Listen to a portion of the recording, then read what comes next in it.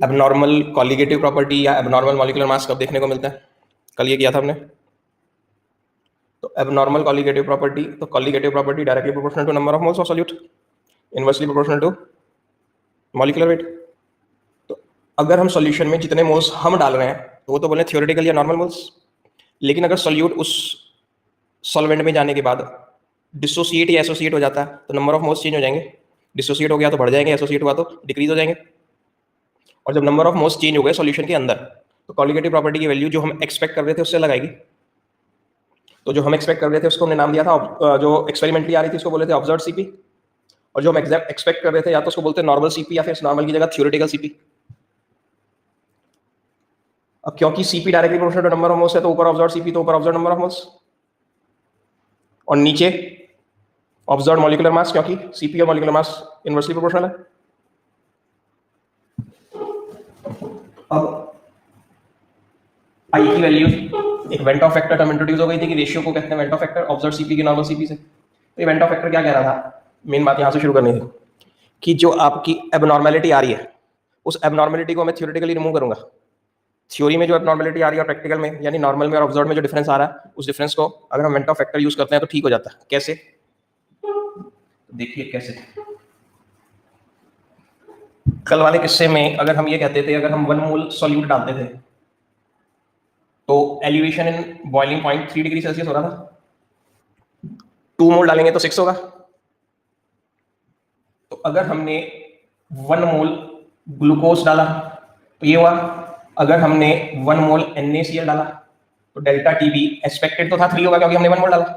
Normal CP की value 3 degree, theoretical CP की value 3 degree आनी चाहिए थी, लेकिन एक्सपेरिमेंटली जब ऑब्जर्व कर रहे थे आ रही थी। तो रीजन क्लियर हो गया था कि NaCl डिसोसिएट हो जाता है 2 में, Na प्लस में और Cl नेगेटिव में। तो इस बीकर में हमने 1 मोल डाला लेकिन अंदर कितने मोल्स पहुंचे? 2। 1 मोल Na प्लस के, 1 मोल Cl नेगेटिव के, यानी टोटल कितने मोल्स पहुंचे? 2 मोल्स। और क्योंकि 2 मोल्स पूछे तो इसलिए ऑब्जर्व कॉलिगेटिव प्रॉपर्टी 3 के बजाय 6 आ रही है। अब देखो हमारा काम बनता है क्या अगर हम इतनी सी बात समझ जाए। अब जो मॉडिफाइड फॉर्मूला हम लगा रहे होंगे वो ये वाला लगा रहे होंगे। यहां पर हमने आई से मल्टीप्लाई कर दिया, यानी किससे मल्टीप्लाई कर दिया?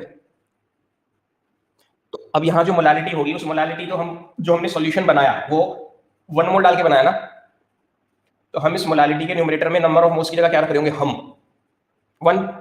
लेकिन बीकर को क्या फील हो रहा है? 2। तो यहां पर अगर आई की वैल्यू 2 रख दी जाए, अगर रख दी जाए थोड़ी देर के लिए, तो ये 2 उसमें जो ऑब्जर्व नंबर ऑफ उसमें जो नॉर्मल नंबर ऑफ मोल्स 1 मोल है उन्हें मल्टीप्लाई करके 2x कर देगा नहीं। और फिर हमारा डेल्टा टीबी एक्सपेरिमेंटल वाला आ जाएगा नहीं आ जाएगा। तो ये आई क्या कह रहा है, इस एम में आप जो मोल्स डालोगे वो तो वाले डालोगे जो आपने डाले, यानी थ्योरेटिकल, यानी ये वाले। मैं क्या करूंगा, मैं उन मोल्स को, इस न्यूमरेटर के जो मोल्स हैं मैं उन्हें चेंज कर दूंगा। कितने में चेंज कर दूंगा? जितने बीकर को फील हो रहे हैं। हाँ या नहीं? बीकर को कितने फील हो रहे हैं? 2। तो ये आई का 2 उसके अंदर अगर 1 है तो उसको ट्वाइस करके। अब सोचो अगर मैं यहाँ 2 मोल डालता तो मैं क्या सोच रहा था कि क्या आना चाहिए डेल्टा टीबी? 6 आएगा कितना? 12। तो अब मैं इस स्मॉल एम में न्यूमरेटर में क्या डालूंगा? मैं तो 2, और वो यहाँ पे ट्वाइस उसको क्या कर देगा? तो हम तो सोच रहे थे 6 आएगा क्योंकि हम तो यहाँ 2 नंबर ऑफ मोल्स डालेंगे। जब हम 2 नंबर ऑफ मोल्स यहाँ डालेंगे तो वैल्यू क्या आनी चाहिए थी? 6 डिग्री। लेकिन ये 2 उसको ट्वाइस करके मोल्स को तो 4 में कर देगा और डेल्टा टी की वैल्यू को 12 में कर देगा। नहीं, जो भी ये वैल्यू आ रही थी उसका, ये वैल्यू तो सॉल्व करके 6 आ रही होगी अकॉर्डिंग टू 2 मोल्स, लेकिन ये आई उसे 12 में कर देगा। और दूसरी तरह से बात करो, इस m के अंदर जो नंबर ऑफ मोल्स थे वो तो 2 थे हमारे हिसाब से, लेकिन बीकर को क्या फील हो रहा था कि नहीं मेरे अंदर तो 4 मोल्स आए, तो आई उन 2 को 4 में बदल देगा। तो जरा सा डाउट हो गया क्या, या आ गया कि एक बार मैं बोल रहा हूँ नंबर ऑफ मोल्स तो डबल हो गए, 1 थे तो 2 हो गए और 2 थे तो 4 हो गए। और कॉलिगेटिव प्रॉपर्टी 3 तो थी, आनी थी तो 6 आ गई, और 6 आनी थी तो 12 आ गई। तो आई तो फिर काम की चीज हुई ना। तो अब मेरे बाकी फॉर्मूले जो थे कॉलिगेटिव प्रॉपर्टीज के वो ये हो जाएंगे।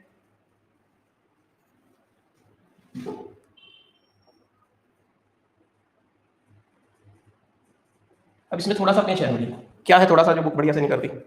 एक्स बी का न्यूमरेटर एन बी था, सचमुच में ये नहीं होना चाहिए क्या? देखो सोच के,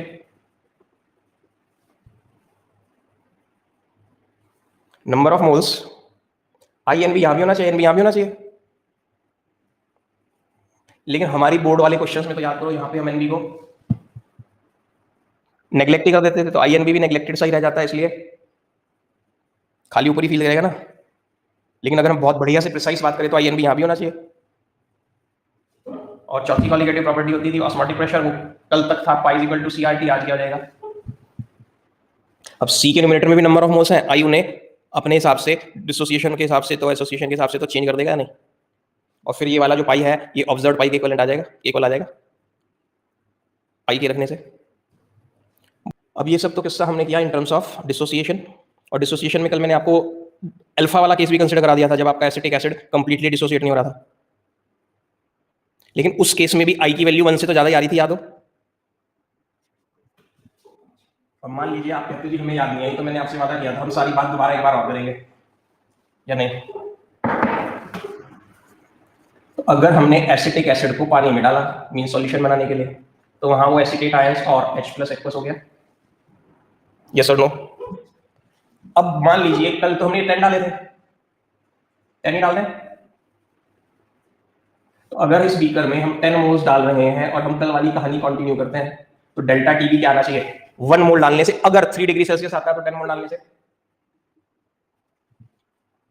लेकिन क्या होगा, 10 acetic acid being a weak electrolyte पूरी तरह डिसोसिएट नहीं होगा, और जब पूरी तरह डिसोसिएट नहीं होगा तो अब हमें क्या पता कितना डिसोसिएट होगा। तो क्वेश्चन देने वाले की ड्यूटी बनती है वो हमें बताए कितना डिसोसिएट होगा। उसने हमें बताया, कल मैंने वैल्यू दूसरी ली थी, आज दूसरी ले रहा हूं। मान लीजिए उसने बोला 0.3, कल 0.3 से किया था, 0.2 से 0.3 से किया था, तो चलिए आज करते हैं 0.7 से। उसने बोला डिग्री ऑफ डिसोसिएशन कितनी है, 0.7, तो मैं ऐसे भी बोल सकता हूं परसेंटेज अल्फा 70%। तो दोनों में से कुछ भी आ जाए एक ही बात है। तो 10 का 0.7 करें तो कितना, या 10 का 70% निकालें तो भी कितना, 7। ये कितने मिलेंगे, क्योंकि एक ये टूटने से एक ये बनता, तो 7 के टूटने से 7 बनेंगे। और ये भी, अब ऑब्जर्व्ड मोल्स कितने होंगे वहां पर,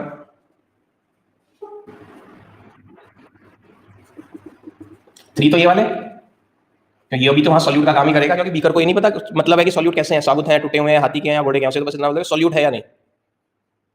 तो 3 सॉल्यूट ये, 7 ये, 7 ये, तो this comes out to be 17। और नॉर्मल मोल्स कितने थे, 10, क्योंकि 10 डाले थे हमने। तो आई का फॉर्मूला क्या था in terms of mole, observed moles upon normal moles, यानी तो क्या अभी भी ग्रेटर देन बनाया भी नहीं। तो जब भी डिसोसिएशन होगा आएगा 1 से ज्यादा ही, हो गया।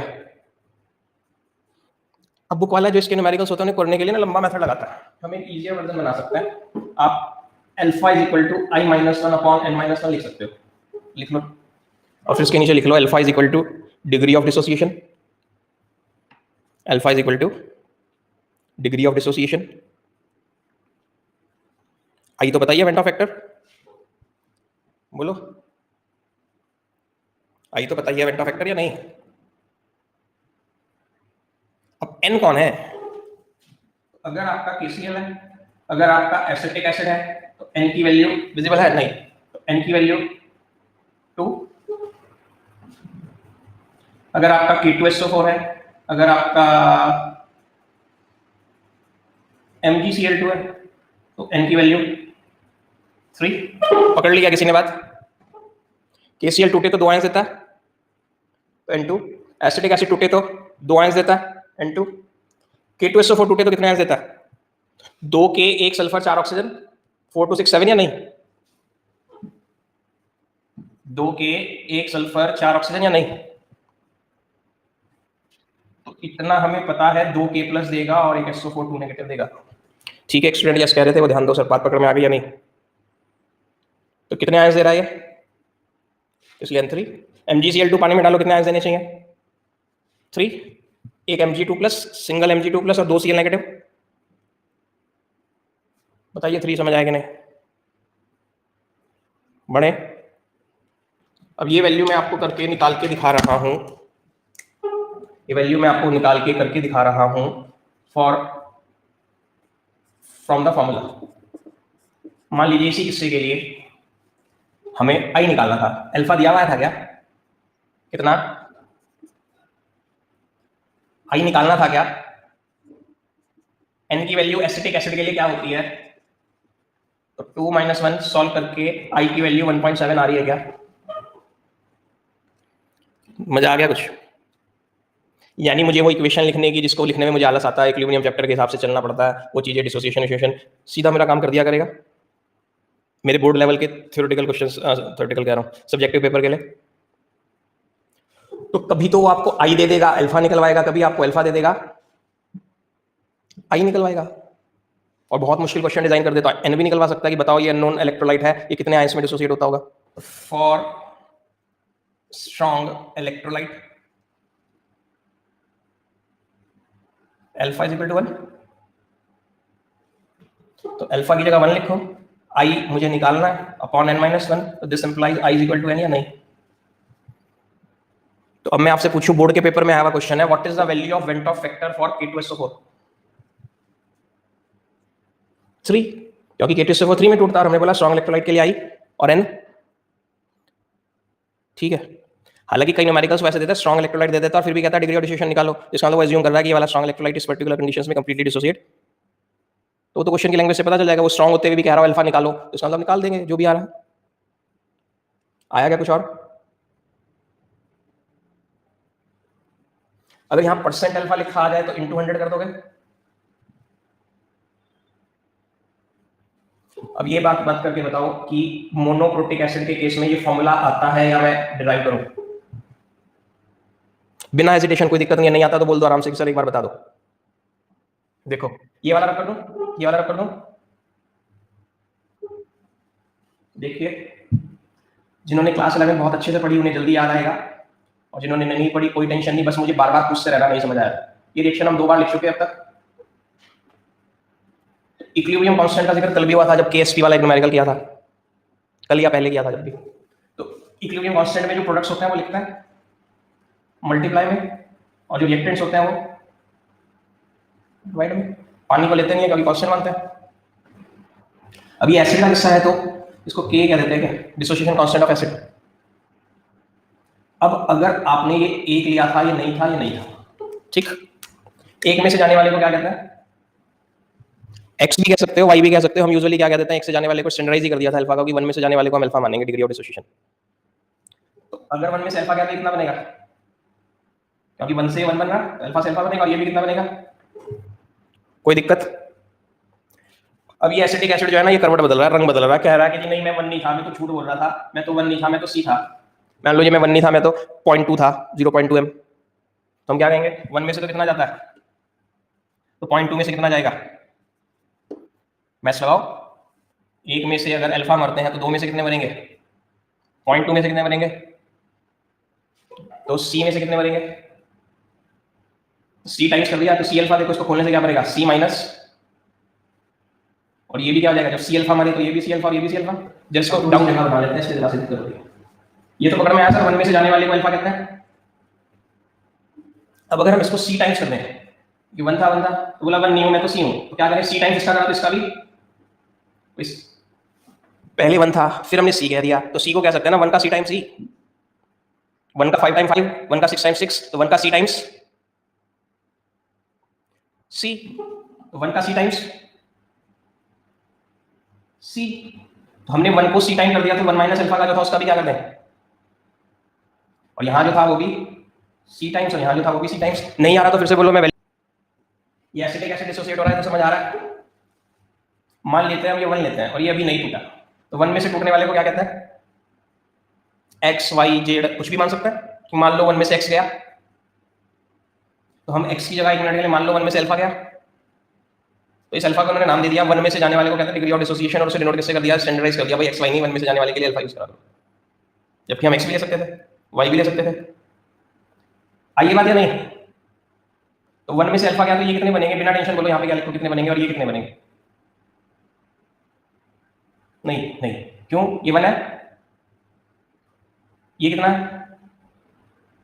तो 1 में से अल्फा चलेगा तो कितने बनेंगे, मान लो आपको नहीं आ रहा, कोई बात नहीं, देखो मान लीजिए 3 थे, नहीं थे, नहीं थे, ठीक, किसी ने बताया 3 में से 2 मर गए, किसी ने बताया मान लो थोड़ी देर के लिए मर गए, तो ये कितने बनेंगे, 3 - 2 या 2, क्यों, 3 एसिटिक एसिड थे ना, देखो ये तीन थे, तीन एसिटिक एसिड, इनमें से कितने टूट गए? तो दो के नाम पे देखो ये टूट गया, ये टूट के नीचे गिर गया, ये भी टूट गया, दूसरे हाथ में आ गया। तो अब ये मान लो बड़े वाले जो है ये एसिटेट आयंस है, कितने एसिटेट आयंस मिले?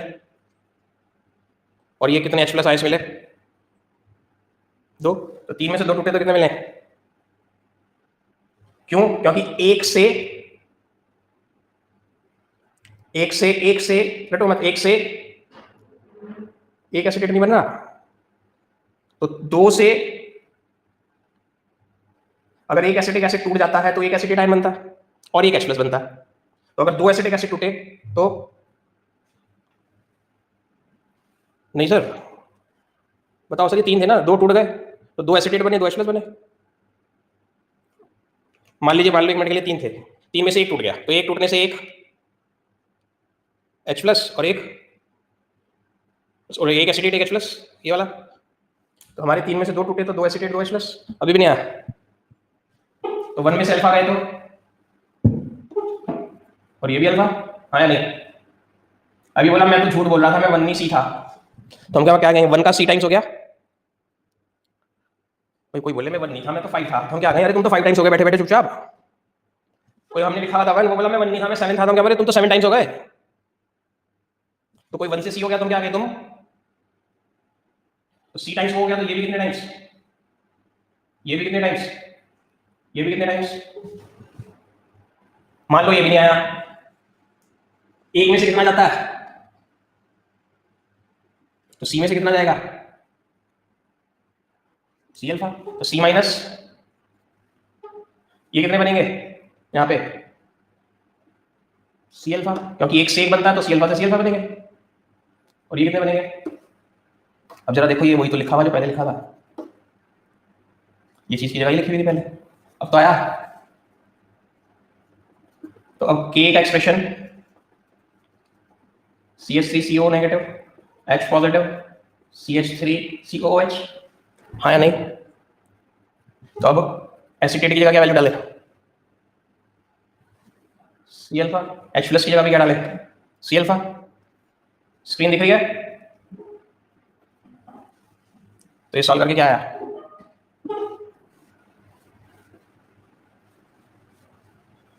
बोलो क्या है?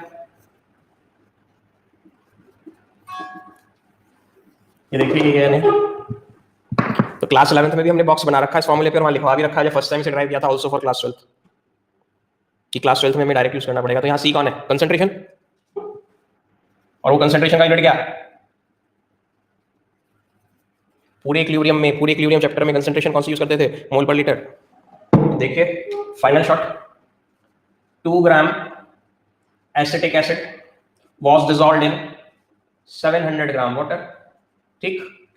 Elevation in boiling point was found to be 1.3 degree Celsius, ठीक। बल्कि ये तो बैक कर देता है, if K is equal to 1.65 into 10 to the power minus 5,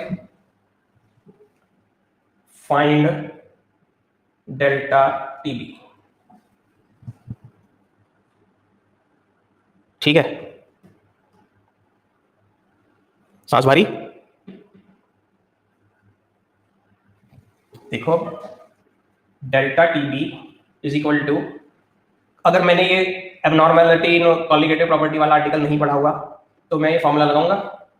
अगर आपने अब तक न्यूमेरिकल्स ट्राई करे होंगे, जब तक हमने वेंट ऑफ फैक्टर नहीं पढ़ा था उससे पहले वाले, तो आप बड़े खुश होते, आप कहते 2 ग्राम सॉल्यूट का वेट भी दिया, सॉल्वेंट का वेट भी दिया, केबी में होशियार बच्चा हूं, मुझे याद है पेपर में दिया हुआ था। और मॉलिक्यूलर वेट एसिटिक एसिड का निकाल सकते हो, 60 आएगा, निकालो। और डब्ल्यू कितना? आपको बोलो डेल्टा टीबी आ गया, क्या दिक्कत है? लेकिन के का दिया होना क्या मतलब? It is weak acid, weak acid का तो इक्विलिब्रियम कांस्टेंट डिसोसिएशन कांस्टेंट होता है, और इसका मतलब ये पूरा डिसोसिएट, और जब ये पूरा डिसोसिएट नहीं हुआ, और डिसोसिएशन तो हमने कंसीडर ही नहीं करा, इसका मतलब डिसोसिएट भी होगा, और जब डिसोसिएट होगा तो यहाँ क्या लगाना है? अब एसिटिक एसिड 2 में टूटता है तो आई की वैल्यू 2, नहीं एसिटिक एसिड तो वीक इलेक्ट्रोलाइट है, पूरा नहीं टूटता, और के की वैल्यू से और कंफर्म हो गया कि वीक इलेक्ट्रोलाइट है, पूरा नहीं टूटा होगा, आई की वैल्यू 2 नहीं रख सकते भाई, इसका N2 होता है ना। वो मैडम बोलो सर, जिनको मैडम KCl का डाउट हो रहा था उन्हें क्लियर हो गया नहीं, इसका N2 होता है नहीं। इसका n 2 होता है, तो क्या हम i की जगह 2 रख ले, क्योंकि n की वैल्यू i के बराबर होती है, लेकिन वो तो कब होती है? अब ये स्ट्रांग नहीं है, हमें बचपन से भी पता, और k की वैल्यू के दिया जाना और कंफर्म हो गया कि ये स्ट्रांग नहीं है। तो अब हम i की जगह 2 तो रख नहीं सकते, फिर क्या करें, फंस गए, गाड़ी अटक गई इस पर, i पर। अगर i की वैल्यू पता चल जाए तो वो रखते ही क्या आ जाएगा, क्योंकि फाइनली हमें डेल्टा टीवी तो निकालना है। तो बताइए फिर क्या करें। हाँ जी, बस आप बढ़िया बंदे समझ गए। अब हम के पैरों में जाके कहेंगे भाई कुछ मदद कर। सी कौन है यहाँ पे, और थोड़ी बहुत बदमाशी और याद हो तो if alpha is very very less than 1, 1 minus alpha approximately 1 हो जाएगा, नहीं तो नीचे का डिनोमिनेटर की जगह 1 आ जाएगा, तो alpha is equal to under root K by C. जल्दी याद करो, जिन्हें 11th याद है और जिन्हें नहीं याद है, मैंने पूरा प्रूव करके दिखा दिया आपको कि अल्फा अगर बहुत छोटा है, आपको क्यों मान रहे हो तो वो भी बताऊंगा, नहीं मानना मर्जी है, मान के कर लो, मर्जी है बिना माने कर लो। तो अगर मैं ये फॉर्मूला बनाना आ गया सबको या नहीं, जल्दी बताओ पहले, अगर मैं अल्फा को लेस देन 1 मान रहा हूं तो ये फॉर्मूला आ गया मैडम। अल्फा किसको कहते हैं, 1 माइनस, तो इसका मतलब पक्का उसकी वैल्यू 1 से तो छोटी होती होगी, 1 में से 1 से ज्यादा तो नहीं जा सकते कि जी मैंने एक पेन लिया था, एक पेन में से 2 पेन टूट गए। ऐसा तो हो सकता है 2 पेन में से 1 पेन टूटे, 3 पेन में से 1 पेन टूटे, लेकिन मैंने एक पेन लिया था उसमें से 3 पेन टूट गए। भाई सर आपके पास जब पेन ही एक था तो उसमें से 3 कैसे टूट जाएंगे? तो अल्फा हमेशा 1 से कम होगा। तो मैंने क्या मान लिया थोड़ी देर के लिए कि अल्फा 1 से बहुत बहुत कम है, ऐसे ही मान लिया दादागिरी में। तो अगर अल्फा 1 से बहुत बहुत कम है तो 1 माइनस अल्फा की अप्रॉक्सीमेट का साइन है। क्या कहने का मतलब, 1 माइनस 0.00000003 क्या आएगा, 0.99999 लगा लेना फिर 7, तो 0.999 का मतलब लगभग बनी है ना। इसलिए हमने क्या कहा, 1 माइनस अल्फा अप्रॉक्सीमेटली 1, तो जब आप यहाँ 1 रखोगे तो मैथ्स लगाओ क्या रहेगा, k equal to C alpha square, यानी alpha equal to √k by C. बोलिए आशु जी, नहीं आया तो अभी भी कोई दिक्कत नहीं है, दोबारा बोल दो कि नहीं आया, कोई दिक्कत नहीं। इज इक्वल टू k की जगह क्या लिखे,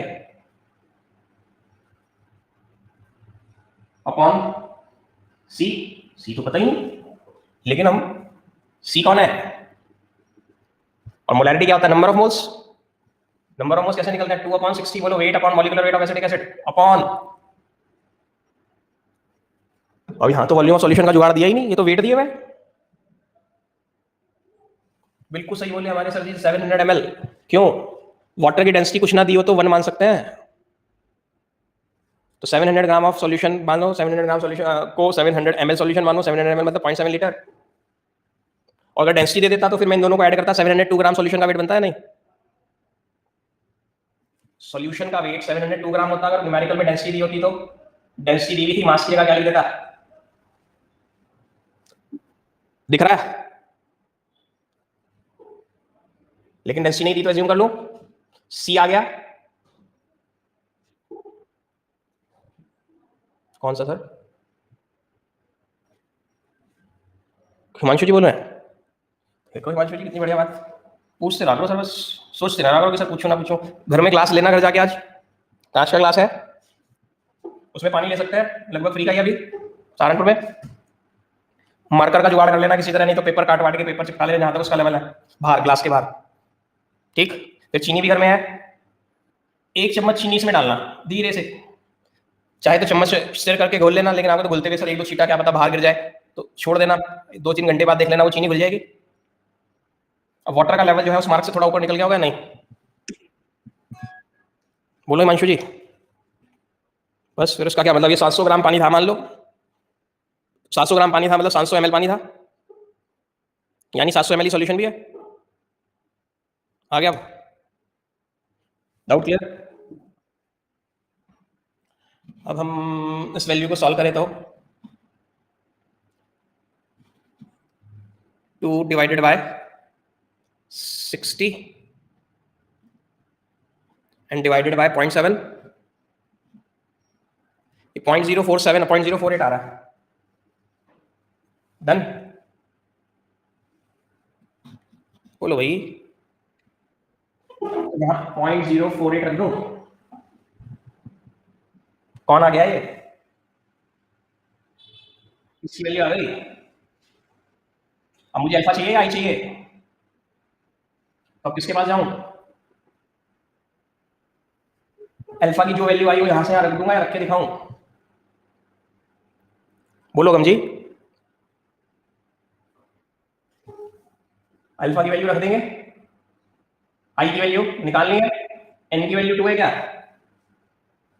सॉल्व करके बताइए आई आ जाएगा या नहीं, और वो आई लाके यहां रख दोगे। ये आपके वेंटो फैक्टर पे बेस्ड डिसोसिएशन का टफेस्ट न्यूमेरिकल है, इससे ऊपर का न्यूमेरिकल बोर्ड में आता नहीं। और फंडा क्लियर तो आप एंट्रेंस के क्वेश्चन भी फंडामेंटल तो यही लगना है। अब किस्सा बनाते हैं एसोसिएशन का। ठीक, अगर मैं बीकर में 1 मोल सॉल्यूट डाल रहा था तो डेल्टा टीबी कितना था, मेरी स्टोरीज में ये हमेशा नहीं होता, हमारी कहानी जिसे हम बैकग्राउंड बना के चल रहे हैं बात। तो अगर मैं इसमें 2 मोल डालूं तो 6 डिग्री सेल्सियस। अब क्या हुआ, मैंने 2 मोल सॉल्यूट के नाम पर 2 मोल एसिटिक एसिड डाले, सुनते रहना। और ये सॉल्वेंट पता कौन था, हमने पूछा भाई तू कौन है, बोला सॉल्वेंट मैं बेंजीन हूं, याद है बेंजीन लिक्विड ऑर्गेनिक सॉल्वेंट। तो एसिटिक एसिड हमने बेंजीन में जब डाला, हमने कहा कोई बात नहीं डल जा, तेरे बेंजीन है तो तेरा केबी की वैल्यू कुछ और होगी, केबी ऑफ बेंजीन तो कुछ और होगा, डेल्टा टी जो है पानी में के केस के हिसाब से था तो कुछ और होगा, लेकिन कुछ तो होगा। मैं ऐसे लिखूं यहाँ पे, मान लीजिए y डिग्री सेल्सियस होनी है वैल्यू, जब हमने फॉर्मूले में डाली वैल्यूज डेल्टा टीबी के फॉर्मूले में, तो number of moles of solid की जगह क्या लिखेंगे, तू ही तो लिखोगे जब 2 मोल डाल रहे हो तो। और बाकी सारा डाटा भी प्रोवाइडेड है, आपने डेल्टा टीबी निकाल लिया, और डेल्टा टीबी मान लो कितना आया। लेकिन एक्सपेरिमेंट जब आपने किया, ये तो आपने पेपर पे निकाला है वैल्यूज की हेल्प से, कितना रहा थ्योरेटिकल नॉर्मल जिसे आप कह सकते, लेकिन एक्सपेरिमेंट जब किया तो एक्सपेरिमेंटली डेल्टा टीबी की वैल्यू y/2 डिग्री सेल्सियस आई। अब आप मन में आएगा या तो कागज फाड़ दो या बीकर फोड़ दो, और सर मिले तो सर को पकड़ लो कि गलत गलत करा दिया आपने सब। तो अब आप बताओ, होशियार हो सब, थोड़ा हिंट में निकल दिया। अब इसका मतलब क्या हुआ, हम ही कह रहे हैं 2 मोल डाले हैं, बीकर को फील हो रहा है 2 नहीं 1 मोल आया, तभी तो वैल्यू एक्सपेक्टेड से आधी है, और कॉलिगेटिव प्रॉपर्टी की वैल्यू आधी हो गई, इसका मतलब मोल्स जितने हम समझ रहे हैं बीकर में उतने नहीं उससे। तो अब हमने बीकर में देखो ये 2 डाले, ये 2 दिख रहा है, यहाँ पर बीकर रखा हुआ है जो मैं नहीं दिखा सकता, आपको नहीं रख सकता, उस बीकर में मैंने 2 ये डाल दिए, दिखने बंद हो गए होंगे तो गिरने के बाद। अब मैंने उठाया इनको, उस बीकर के अंदर ही है, इमेजिन करो मेरे हाथ बीकर के अंदर तैर रहे हैं बेंजीन के अंदर, ये क्या भाई, कितने लोग हो तुम, कितने लोग हो, कितने, एक, अरे भाई हमने तो 2 डाले थे, तुम अंदर जाके कितने हो गए। तो बीकर को फील आ रहा है एक, तो बीकर तो जो क्वालिटेटिव प्रॉपर्टीज की वैल्यू दिखाएगा वो एक के हिसाब से दिखाएगा। तो आप क्या कहोगे, ये ना बदमाश है पेन, ये अंदर जाके ना एसोसिएट हो जाते हैं, एसोसिएशन कर लेते हैं, यस और नो। तो ये तो अंदर जाके एसोसिएशन कर लेते हैं भाई, ये क्या चक्कर है, तो ये चक्कर है क्या, ये बेंजोइक एसिटिक एसिड। और ट्रिक समझना, क्योंकि ये मुझे ऑर्गेनिक केमिस्ट्री में भी काम आएगी, और जब ऑर्गेनिक में मैं पहुंचूंगा वहां पे आपसे पूछूंगा याद करो क्या था, या ये भी एसिटिक एसिड। या आप इस तरह स्टाइलिश फॉर्मूला के बना रहे हो, उसका तो ओ ऊपर नीचे, ओ एच नीचे, इसका ओ एच ऊपर ओ नीचे, तो हमने पढ़ लिया, बार बार पढ़ लिया, इस चैप्टर में भी पढ़ लिया, क्या बन गया ये। तो इसका मतलब ये एसिटिक एसिड इस बेंजीन में जाके, और 2-2 जने मिलके एक का काम करने लगते होंगे। तो अगर मैं 10 डालूं तो अंदर कितने हो जाएंगे, तो हम तो कॉलिगेटिव प्रॉपर्टी पेपर पे 10 के हिसाब से निकालेंगे, लेकिन एक्सपेरिमेंटल रिजल्ट 5 के हिसाब से आएगा। फिर कौन निकल के आएगा पीछे से, वेंटो फैक्टर कहेगा मेरे को लगा दो फॉर्मूले में, मैं मामला संभाल लूंगा सब, या नहीं। वेंटो फैक्टर क्या कहेगा, मुझे फॉर्मूले में लगा दो, मैं सारी बातें सही कर दूंगा।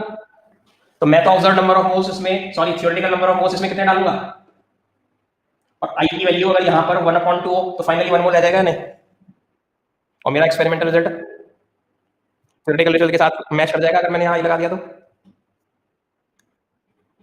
तो आई की वैल्यू 1 से कम आएगी एसोसिएशन के केस में, और नहीं तो ऐसे याद कर लो, आई क्या था, ऑब्जर्व कॉलिगेटिव प्रॉपर्टी कितनी है, y/2, और थ्योरेटिकल y हाफ आया, या observe number of moles, observe moles कितने हैं, हाफ, सॉरी 1, 2 जाके अंदर 1 बन गए थे ना, 2 पेन अभी, तो ऑब्जर्व मोल तो 1, और नॉर्मल मोल्स कितने डाले थे 2, तो किसी तरह देख लो, दोनों तरह से सेम बात बनी, इसको मतलब मैंने 1/2 लिख दिया, मैं वैल्यू समझना क्या कह रहा हूं, यहाँ तो मैंने CP/CP observe CP upon theoretical CP, y/2 observe CP, y observe theoretical CP, और 1 ऑब्जर्व मोल्स, अंदर जाके ये वाली किस्सा जब 2 पेन आपस में जुड़े हुए, और ये नीचे वाला 2 थ्योरेटिकल मोल्स 2 जो मैंने डाले थे बीकर में।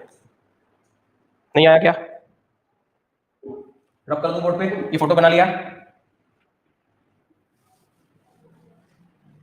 तो अब एक बढ़िया बात क्या लिख रहा है, देखो मैंने यहाँ क्या चाल चली, क्या कर दिया, एसिडिक एसिड या कोई भी monocarboxylic acid.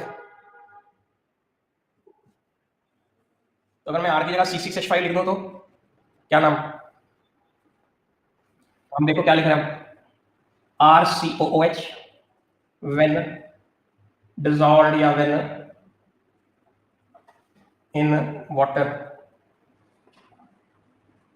undergoes dissociation, RCOH when dissolved in organic solvent like, visible है, बेंजीन टॉल्यूइन, इट अंडरगोज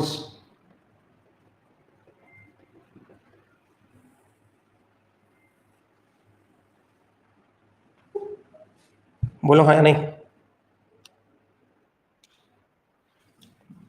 पहले हमने लिखा सर RCOH यानी carboxylic acid, when dissolved in water undergoes dissociation, यानी पानी में डालने पर वो टूटता है, डिसोसिएट होता है, यानी आई की वैल्यू 1 से ज्यादा आएगी, यानी आई की वैल्यू।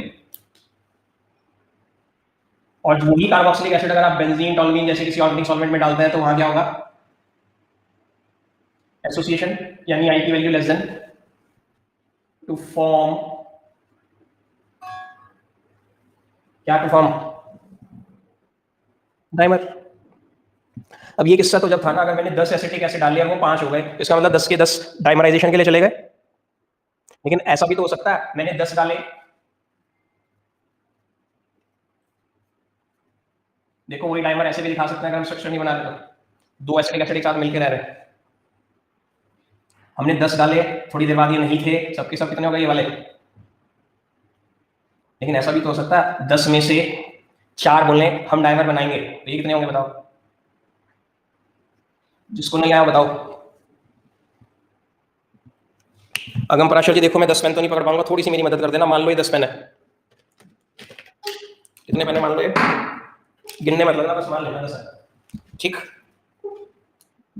अब इन 10 को हमने बेंजीन में डाल दिया, 10 में से 4 तो दिख रहे होंगे, 2 बोले हम डाइमर बना लेंगे, 2 बोले हम डाइमर बना लेंगे, दिख रहा है डाइमर जैसे मान लो आपस में चिपके हैं, इधर दो इधर दो, तो कितने डाइमर बने, 10 में से 4 डाइमर बनाने के लिए गए तो कितने डाइमर बने। अब हमने पूछा ऑब्जर्व्ड मोल्स कितने हैं, बोलो सर अगम जी की जिम्मेदारी थोड़ी, और लोग बोलो, ये साबुत कितने हैं जो नहीं लिस्ट करे, और 2 वो, और नॉर्मल मोल्स कितने थे 10। आई क्या होता है, observed moles upon normal moles,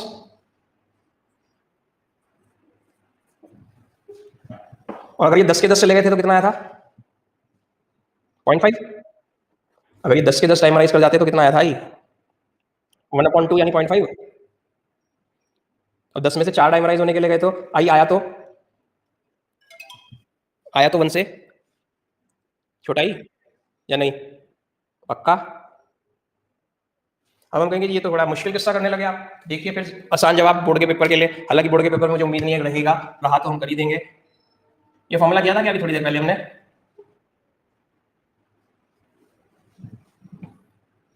ये क्या कर दिया n की जगह। एक चीज और ध्यान देना, अगर बुक को आप पढ़ रहे हो ना, मैंने आपको ये पढ़ाया थोड़ी देर पहले डिसोसिएशन के केस में, तो हो सकता है किसी बुक में ये लिखा और आप में से लड़ने आ जाओ सर ये क्या है, आपने गलत पढ़ा दिया। हाँ सर समझ गए, अच्छे से नहीं लगता ना, बेचारा i माइनस में हो, बेचारा n माइनस में हो, तो इसी के पैरेलल में यहाँ 1/n। अब ये अल्फा कौन था, अल्फा का नाम बोलो, और आई का नाम तो सबको याद हो गया, रट गया कौन है आई,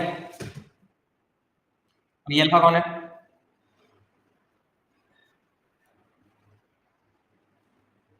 दस में से कितने एसोसिएट होने गए, अल्फा डिग्री ऑफ एसोसिएशन की वैल्यू, 10 में से 4 गए तो 1 में से कितने जाएंगे, मैथ्स तो आती है, 10 में से 4 गए यूनिटरी मेथड तो 1 में से कितने जाएंगे, और वन में से जाने वालों को ही तो अल्फा कहते हैं। आज बार बार कर रहे हैं, वन में से टूटने जाने वाले हो तो degree of dissociation alpha, one में से जुड़ने जाने वाले हो तो डिग्री ऑफ एसोसिएशन अल्फा। नहीं आ रहा क्या? तो अल्फा कितना है इसका, याद रहेगा? तो अल्फा जब 0.4 है उस वक्त आई क्या आया? अब यहाँ ये अब बात आ रही है एन कौन है। हाँ तो सीख लिया था एन कौन है, कि जो पूरा मॉलिक्यूल है सिंगल मॉलिक्यूल टोटल कितना है इसमें टूटता है। यहाँ एन कौन है, N is equal to 2, N is equal to 3, N is equal to 4, क्या लिख रहे हो? गाना गाना आ गया। अगर आपका सॉल्यूट डायमर बन रहा है तो एन की जगह 1/2, 1/n की जगह 1/2। अगर आपका सॉल्यूट ट्राइमर बन रहा है तो समझ गए। तो अगर कोई भी कार्बोक्सिलिक एसिड बेंजीन या टोल्यूइन में होगा तो फिर तो वो, अगर कोई और सॉल्यूट हुआ, कोई और सॉल्वेंट हुआ तो वो कुछ और भी बना सकता है। तो सर उसमें मैं क्या करूंगा? तो फिर वो क्वेश्चन वाला डाटा प्रोवाइड कराएगा, अपने आप बताएगा। हमें थोड़ी सबका याद है, याद रह सकता है तो देगा, इसलिए उसकी कोई टेंशन नहीं लेनी। बस इसका ध्यान रखना, कार्बोक्सिलिक एसिड इन बेंजीन या कार्बोक्सिलिक एसिड इन टोल्यूइन हुआ तो फिर डायमर ही मान के चलना। ठीक है, रिपीट। तो देखो बात बन गई, जब अल्फा 0.4 था तो आई क्या आया डायमराइजेशन के केस में, या नहीं? तो देखिए इस फॉर्मूले नोट कर लिया। तो देखिए फॉर्मूला सच्चा है या झूठा है। अल्फा जब 0.4 था तो आई क्या आएगा, और डायमर बन रहा है तो एन की जगह 2 लिखूंगा। तो जरा सॉल्व करके देखो 0.8 आ रहा है नहीं। चलें, इसका मतलब फॉर्मूला सच बोलता है। अगर मुझे आई की वैल्यू दी होती तो मैं अल्फा फाइंड कर लेता, और अगर अल्फा की वैल्यू दी होगी तो मैं रिपीट करूं या हो गया है? चैप्टर खत्म।